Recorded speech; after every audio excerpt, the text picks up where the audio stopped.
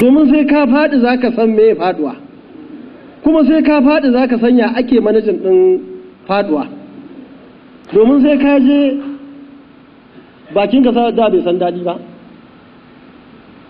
da kana cin abu sai kana zaton mai daɗi ne hankalinka kwance, kana sa riga kana zaton kowa ma ita yake sawa hankalinka kwance, duk wani abu mai kyau inda ka tsaya zato kake kowa ma haka ne. Babban matsala shine ka san daɗin kuma daɗin ya zo ya ƙare, wannan ita ce masifa, ita ce matsala. Ita kanta manajin ɗin irin wannan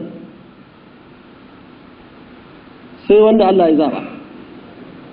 Idan ba haka ba kana shiga irin wannan hali a unguli ta koma gidanta na tsamiya, ka zo ma neman wanda za su kawo maka shinkafa gida, ka zo ma neman wanda za su haɗa maka kayan miya, ka zo mai wa yaranka haraji su kawo maka fa babu.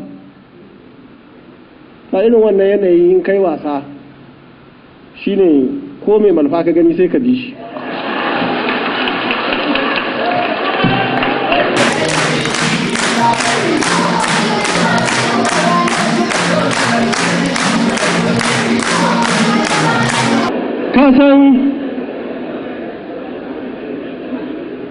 ka san irin wannan yanayi,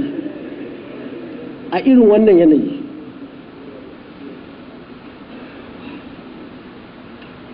in ka ga an ce